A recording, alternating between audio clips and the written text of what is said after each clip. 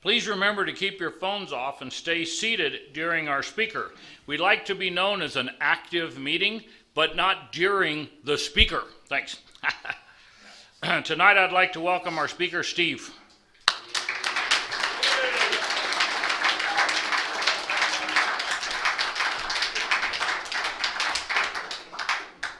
Good evening. This is here for effect so they can record everything. Anyone who knows me knows this is really not necessary. All right. My name is Steve Hyman. Last week I stood up and introduced myself as having reached 6 years, which anyone who knew me way back then would be properly amazed that I got 6 years without a drink. I'm a Brooklyn boy, Brooklyn, New York. Grew up in the city housing project, so everything you've heard about them is true. It produced me. I had no alcoholics in my family. Oh, I'm sorry, my sobriety date, March 11th, 2015. I forgot. Nobody in my family that I'm aware of had a problem with alcohol. My father was in law enforcement, so I would have heard about it. So I'm the unicorn, I'm the one. None of my children, none of my aunts and uncles, none of them. So I am a bit of the unique cog in that wheel, because I hear stories all the time about people who have chains of people with issues. But I am special, so I'm the one. Those of you who are worried about hearing anything really, really interesting tonight, I can assure you nothing I say will be profound. This is all what's coming out of my head, which is at times a little bit twisted. So we'll go with that. To start off, is anybody else here banned from Costco? No, okay, I'm the only one again. We'll get to that later. My first introduction to alcohol was when I was 13 years old at a friend's bar mitzvah. That is the Jewish faith version of a sweet 16. When you turn 13, you become a man or a woman. And they decide that maybe you should be trying some adult things. At least that's the way they did it when I was 13. I wasn't bar mitzvah because I rejected that, but I had friends who did it. The rabbi would invite us all behind the altar, first strike, and there he poured little thimbles of whiskey for all of us. So that was my first taste. I didn't really get much of a buzz from it, I guess, but it definitely broke the dam when it comes to things I shouldn't be doing, because we had to do it in private, we had to hide it. And it was a man of authority doing it. So, yeah, books have been written on that topic. Following year, in New York, you can work when you're 14 with your parents' permission. They had what they called working papers. I don't know if they still do that.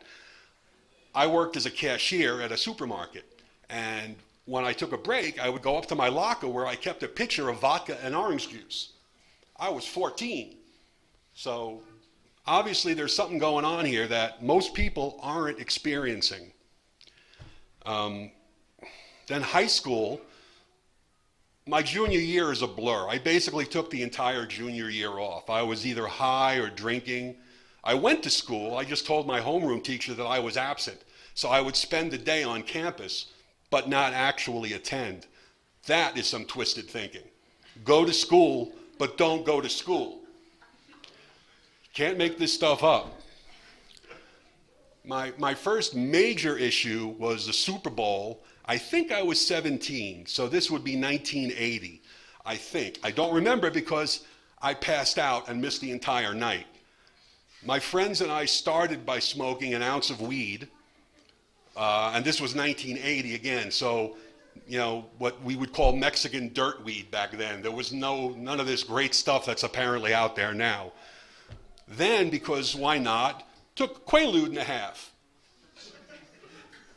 And then, of course, we went to a friend's Super Bowl party where their parents were serving Bacardi 151 milkshakes. So the next morning when I woke up, because I passed out and completely missed the game, this was my night. I think I was 17. I might have been 16. I don't recall exactly. So, starting young, there were a lot of events that really were more than I should have been doing. And I had friends who OD'd when they were 17 and 18. It's a sad story, and I know we all know it. We all know people. But this was my childhood. And I had a pretty good childhood. I can't complain, really. I was never near homelessness. I wasn't abused. I had a not broken home. I had a mom and dad.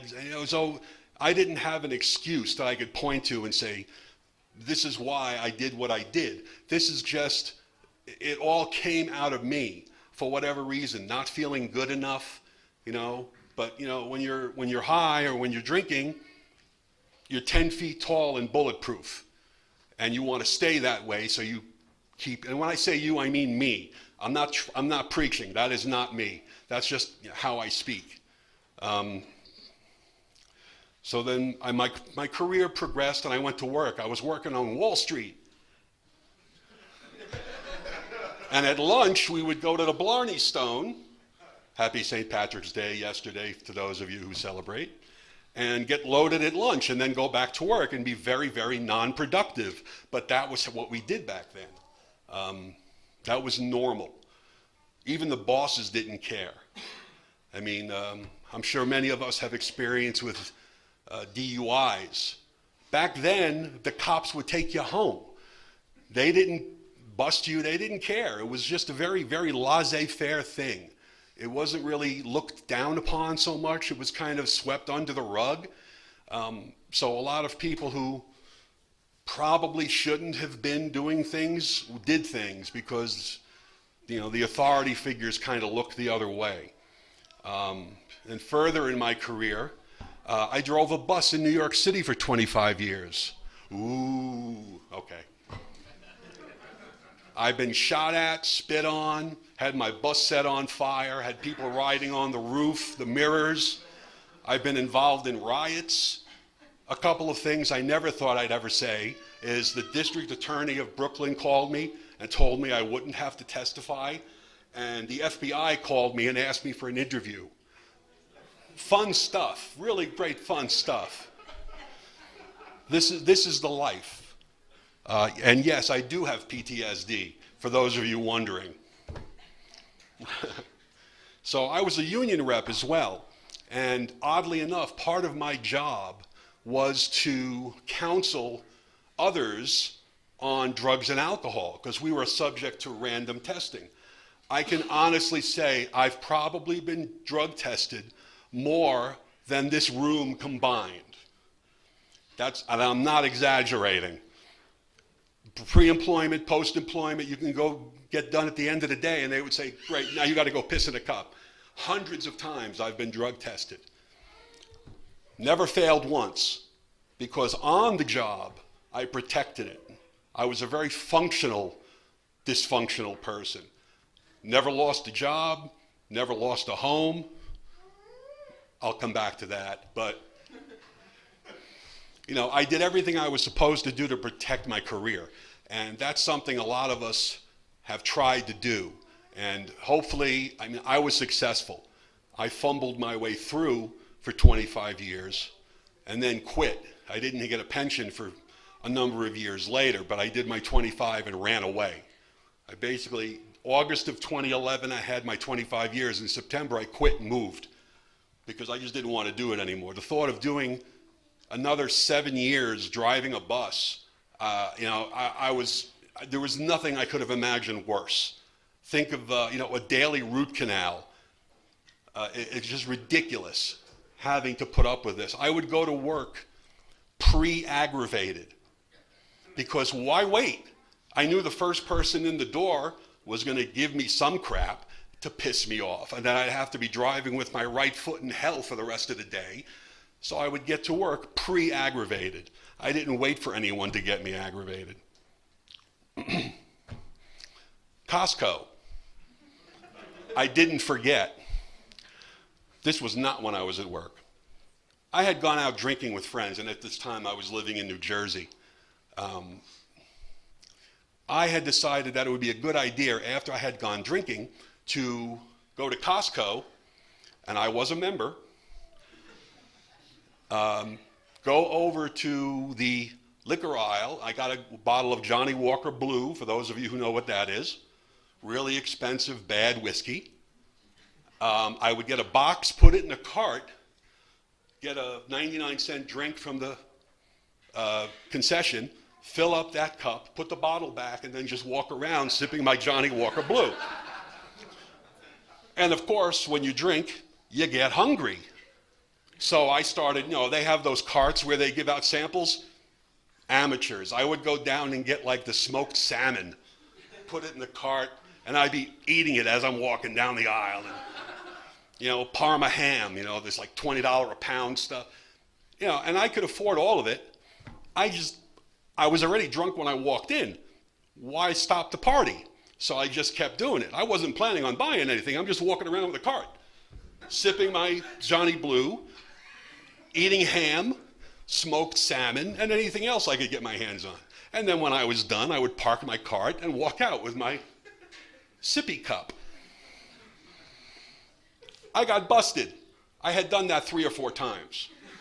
It wasn't the first time. Maybe the guy giving me the evil eye as I'm walking down the cart should have given me a clue, but, I was drunk and I'm not that smart, obviously. So that was my one arrest. I spent an hour in jail.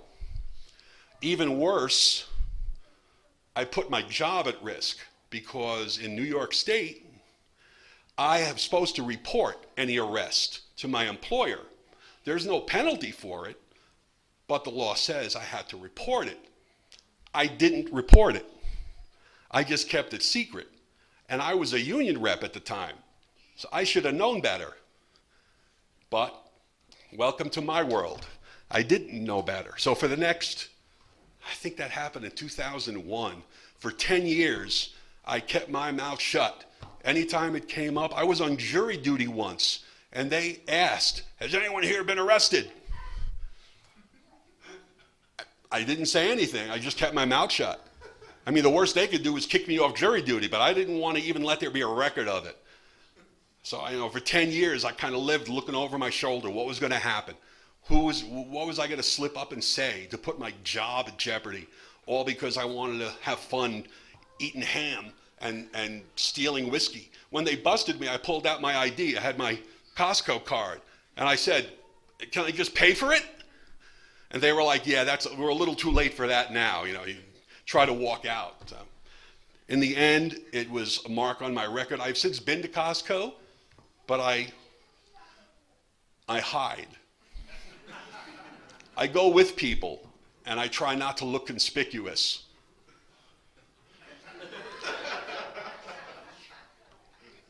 So later, now we're approaching now time. The decisions and the things that we say, for the longest time, I'm a smartass in case anybody didn't figure that out. I have a quip or an answer, an insult. In New York, the motto is the weak will be eaten. So you have to be able to survive. So you develop a thick skin. So the way I did was, a sharp joke or, insult or something. That's how you tell a New Yorker likes you, if he talks to you, if he insults you. If he doesn't talk to you, he doesn't like you. That's how we are. We're very friendly in an insulting sort of way. You get used to it. So I had been drinking downtown here. At that time, it was called Brick and Bones. I don't know what it's called now. It's been through 3 different owners. It was originally Coyote Joe's. I don't remember what it is now. But I was in the bar drinking, and my then future ex-wife showed up and told me that her sister had died. My immediate response, and she was telling me we have to get going, we have to, fly east and all this. And my response to her was, what's the hurry? She's still going to be dead. This is the way that you really put a highlight on relationships. I should have been Dr. Phil. I could have given much better advice. So, years down the road after that, my wife, my future ex-wife, told me that I either had to stop drinking or get out. I'm sure that's a version of something a lot of us in this room have heard from spouses, parents, guardians, and it's not a fun thing to hear. So the next day, I showed up in this room, right where Megan is sitting by that wall, and I had my first meeting. Had no idea why I was here. I didn't understand what was going on. I had spoken to an older gentleman sitting next to me, and when they asked anybody wanted chips, I didn't know what to do, but he elbowed me because I had talked to him, and he said, "Get up, get a 24-hour chip." So I didn't introduce myself because we all know that's what we do. Sat down and just stared at the chip, trying to read the back of it. I was nauseous. I didn't know if I was going to crap myself. I couldn't hear what was going on. I was just buzzing. I came here because I heard Safe Harbor. I looked it up. I lived in Prescott Valley. And I said, well, Safe Harbor, that sounds safe. So I came here. I didn't know where else to go. I wouldn't go to a church. We'll get to that too. I wouldn't go to a church. That's not going to happen in my life. So I came here and began my journey. And again, I came in for the wrong reason. I didn't come in because I wanted to stop drinking. I love drinking. I drank for effect. I actually had a drink named after me at the Palace briefly. I was good friends with the then manager, now owner. I haven't spoken to him in years, but I was a big guy. I'm smaller than I used to be. I'm down close to 50 pounds. And I used to drink. I needed heavy stuff. I didn't bother with beer. It was whiskey. That was it. Doubles of whatever. Because that's what I needed to get me where I wanted to be. Unfortunately, it also disconnected the thinking mechanism. Instead, there was no filter. It went from here to here. Hence the comment to my future ex-wife. So 6 months afterwards, at the time I was unemployed too. I was unemployed for about 14 months, which is the longest I'd ever been unemployed, not on purpose, in my life. And a month after I got here, I had a full-time job. I hadn't had a drink. I was going to meetings as often as I could. And 6 months after I stopped drinking, my wife tells me that she's gay. Yeah, pulled that one out of nowhere, didn't I? And that maybe we shouldn't be together. And get out.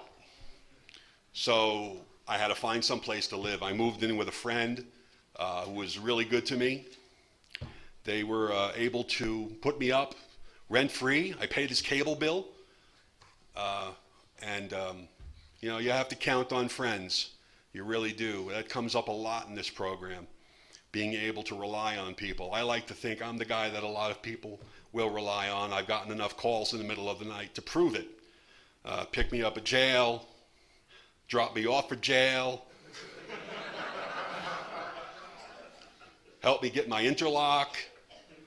I get those phone calls, which I'm very happy about. I never say no, and no, I will not be giving out my number.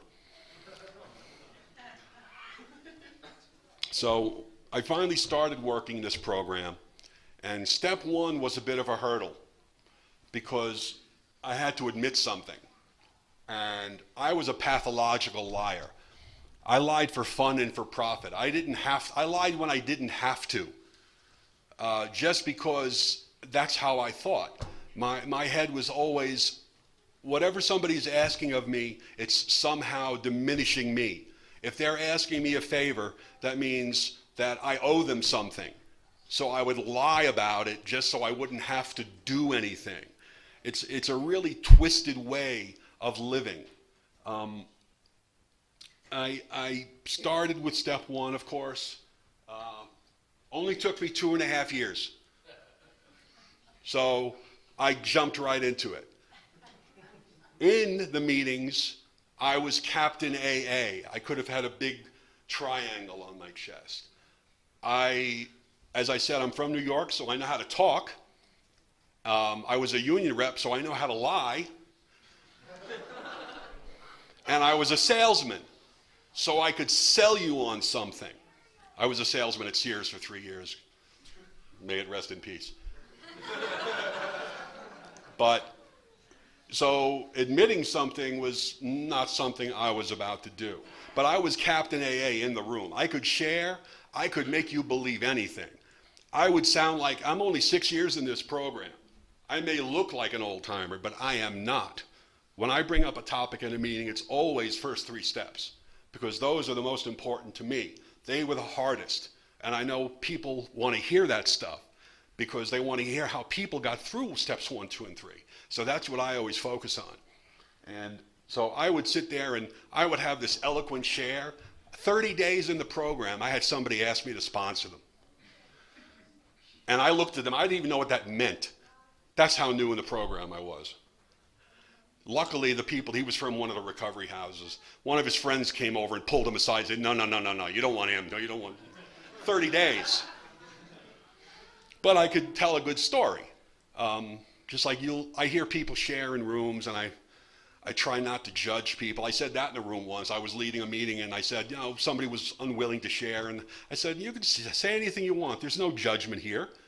And half the room laughed at me because everybody was judging everybody, but that's not how it's supposed to be. But we all do it, and we know it. We say we're not judging people, but I look at somebody, their story, and it's like, thank God I'm not him.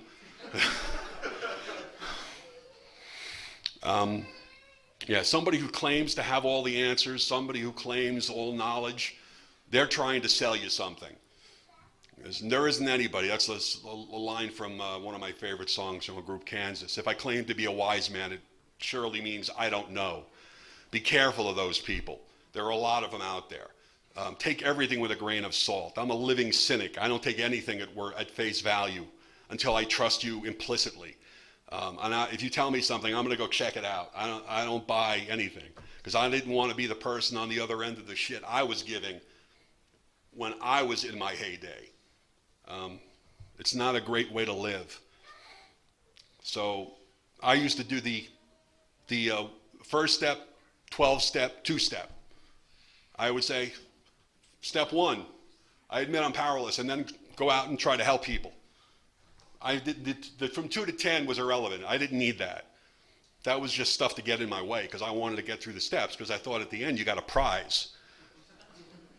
You get to 12 and they throw you a party or something, and then you don't have to do this anymore because in my head I was like, how long do I have to do this? I can stop drinking for 3 months. I've done it for 3 months. Does that mean I can go back? I don't need to do this anymore. And it was a rude awakening when it was pointed out to me that this is for life if I want to keep living. That was hard to swallow because, as I've heard from many people, I came here hoping to learn how to drink like a responsible person, not how to stop drinking, find a higher power, and be a goody two-shoes and helping people all over the place. And that's so not me, obviously. But the next step was really my stumbling block. God, higher power, Gaia, group of drunks, spirit of the universe. I was not down with that. I was and am an atheist. I was not only an atheist, I was an atheist recruiter. I would try to get you to become an atheist. I would try to talk you out of your faith. I'm past that, but my search for a higher power doesn't include the classical God of our understanding that most of us were probably brought up with. I was brought up, I like to say, as a free-range child. We had no faith pushed upon us. I had friends who went to church. I had friends who went to synagogue. I had friends who went to a mosque, a Hindu temple. It's New York. It's a big mix. And I've been to all of those places. But to wrap my head around what I had been not taught, because I never took formal training, but what my friends had told me and what I had heard from other people, I couldn't go there. I just couldn't willingly go there, because if this all-powerful being gave me a mind to think and free will, I'm going to use it. So when I talk about this stuff in meetings, I tend to make some people very, very happy, and I tend to make other people very, very angry. So I'm sorry. Either way, this is my story and how I've gotten through it. What I have found is then when I do share about this stuff, I do tend to attract people who have kind of like minds. And as a friend has told me, there are people that only I can reach. So I don't hesitate to talk about it, even though it doesn't always make people the most comfortable thing in the world. What the turning point for me was my first sponsor, who has more time sober than I have alive, asked me the simple question, am I the most powerful thing in the universe? After the appropriate moment for effect, I said no. That's an easy one for me. But I don't have to know what the most powerful thing in the universe is. I don't claim to know it. I don't think I ever will, but I'm okay with that. Saying I don't know is acceptable. Claiming knowledge that you can't possibly have, on the other hand, to me is just following along, doing what you're told. And that's something that I was never able to do. One of the problems I had when I sobered up was I was afraid I would be boring. I was afraid because I was the life of the party when I was drinking. I was the happy, buy you another round, pat you on the back, drunk. So when I sobered up, I was afraid that I wouldn't be anywhere near as interesting as I thought I was. Luckily for me, it's been proved wrong. I'm still loud. I'm still abrasive at times. But I seem to be fairly well liked by those who know me, and those who don't care. What other people think of me is none of my business. That's one of my mottos. What I try to do in meetings is to get people to share. I try to pick people who haven't been around a long time. Sharing, it's basically a big group therapy session. That's what we do. We share our stories. I've cried meetings. I've said things I never thought I'd say in public at meetings. And it is cleansing. It is cathartic. When I bring that up because I'm sure many of you have heard, it's a kind of a younger crowd, you may have heard the chicken story. Few of us know it. Well, I'm not going to tell it tonight. It's a PG night, and that's an X-rated story, so we're not going to go there. But the punchline of it is, did your chicken die too? Figure out the rest on your own. But it's a matter of telling you, sharing what's on your mind and what's on your heart, your truth, unabridged. And sometimes that can be very powerful, and sometimes it can be very frightening. But it's kind of what we do and what I've learned to do. I don't lie anymore. I don't even tell little white lies. I don't fib. The other day, I've gotten into hiking a lot lately. Somebody special in my life has really gotten me much more active. So the other morning I had said, I'm going to go for a walk. And then I said, do I really want to go for a walk? And in my head, that initial thought said, I can just tell them I went for a walk. I don't actually need to go for a walk. Then my AA training kicked in, and I said, I can't do that. if I said I was going to go do something, I either have to do it or not do it, but don't make an excuse. So I did it. And I felt great about it because I could easily have lied, saved myself a little effort, would have hurt no one, but it wouldn't have benefited me. I wouldn't have walked. I wouldn't have gotten my exercise. And there was no reason for that. So I don't lie at all. If I tell you something, it's the truth. It's at least the truth as I know it. I'm not perfect. Calm down. I know that's hard to believe. I'm not perfect.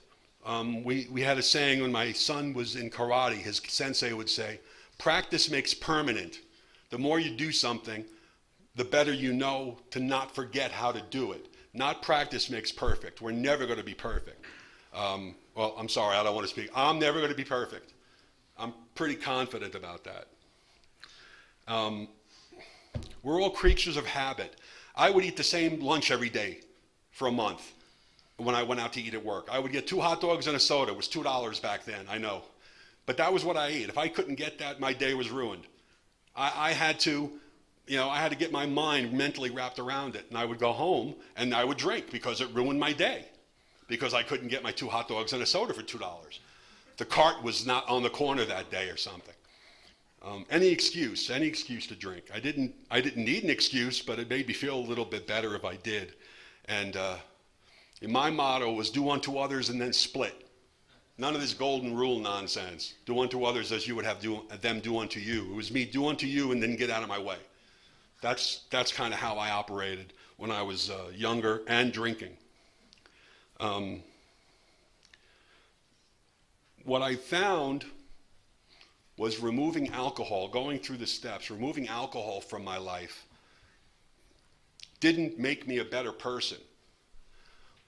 What it made me was able to think about my actions and make myself become a better person.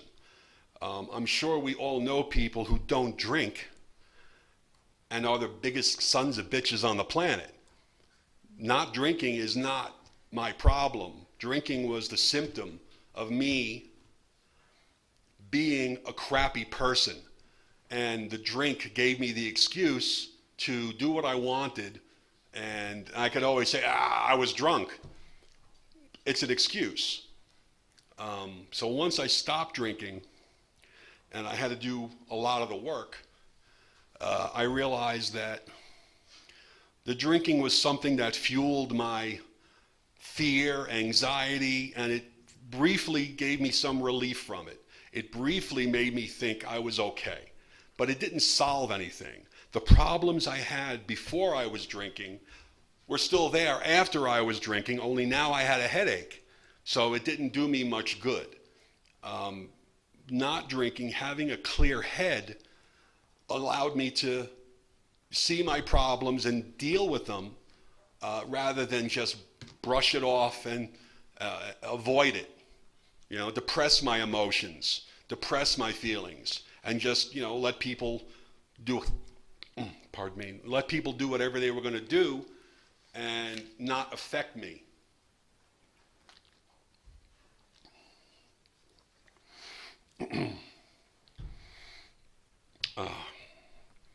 Life on life's terms is a saying I think about a lot because, it is warm in here, isn't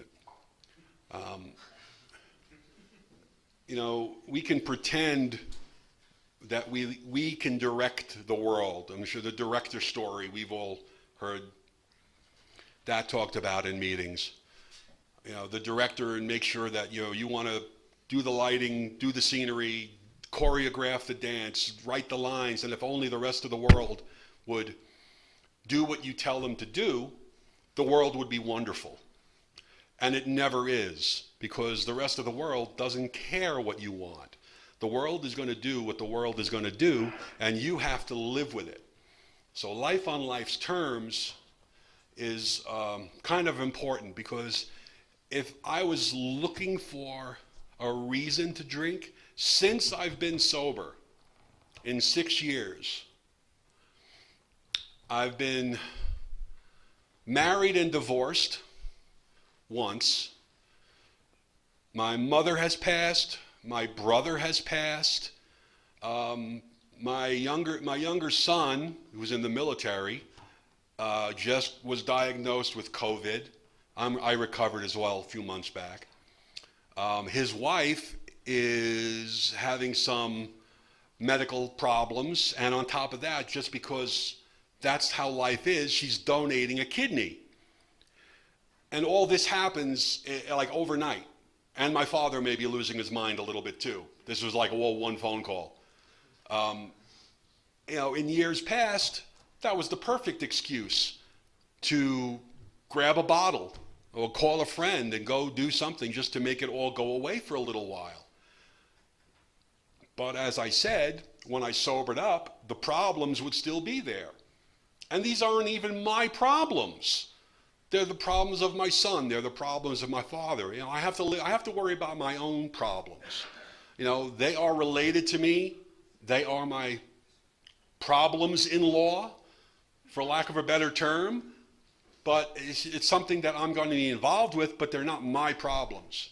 I have to keep myself healthy and sane. The first time I did a speaker like this, I've never done a speaker before. I did a 45-minute speaker just like this. I was crazy for saying yes. I had probably 2.5 years. I don't even think I had worked the steps yet when I had said yes to this. And I picked up my first sponsee from that meeting. Again, I can talk a great game. I didn't know what I was talking about, but I spoke for 45 minutes and picked up a sponsee. That's how life works. It works in strange ways sometimes. So now, into the present day, I have a life that I could not have possibly imagined. I'm in the position where at this point in my life, I don't have to work. I stopped a year ago because of the virus. I was working as medical transportation, literally in and out of hospitals, nursing homes, rehab centers, and it seemed like a really bad idea to be doing that. So I stopped working, and I don't have to. But I'm blessed with that. So I go to a lot of meetings and I speak to a lot of people. And when Mike first asked me to do this, my initial reaction was, I really don't want to do this. But step 12, you're trying to help others. And if something in my story strikes someone or is able to help someone, I can't, as a good AA, not do that. We have a saying here that, you never say no. When somebody asks you to do something, you do it. I've so far been able to stick to that. I'll get a call to do something, do a speaker. A friend would call me and, come with me tonight. Let's do a speaker. I'm there. Somebody heard me share in a meeting once and connected me to this was a house manager or something. I don't remember exactly what he was. He had a guy in his place who was part of a cult. So anti-God, he couldn't even wrap his head around the word. He wouldn't say it. I mean, I say the word God because I use it like we say Q-tip. You know what a Q-tip is, even though that's a brand name. God is symbolic for higher power or whatever you want to use. It's just a shorthand way of saying it. When I say God, I mean my version. When you hear it, you hear whatever you hear. That's great. That's how the program works. So I was able to talk to this guy a little bit. I sat down with him, and by the end of our first talk, he was able to conceive that there could be something more powerful than himself, that he could maybe hold on to as a higher power. In the end, I convinced him just to use the room as a higher power, because the room is full of people who have more time than him, have more experience than him. And I said, for now, that's all you need to do. You pick a meeting and say, that meeting is my higher power. The people in that room can give me a better idea of what I should be doing. And he was able to do that at the beginning at least.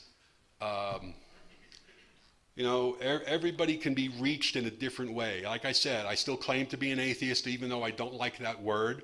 That's not God. That's like calling me a not woman. It doesn't work. It's not really a word that means much. Not believing in some all-powerful, all-benevolent, all everything that allows you to do things and helps you is not something I'm comfortable with. So that's not my belief. I do not look down on those of you who do. Everybody has their own way of doing it. That's that line, God as we understood him. Without that line, Bill Wilson would have been a very lonely man, because this would have been a gospel revival. It would not be an AA meeting. You know, I'm not trying to convince you of anything. I'm here to tell my story, and hopefully it touches someone in some way that helps them in their program, or helps them decide that they should be in a program. And I think I have said enough for the night. I think you've all been a wonderful audience. I don't see any eyelids drooping, so I did okay. You know, you're all still awake. And I think with that, I will wrap it up.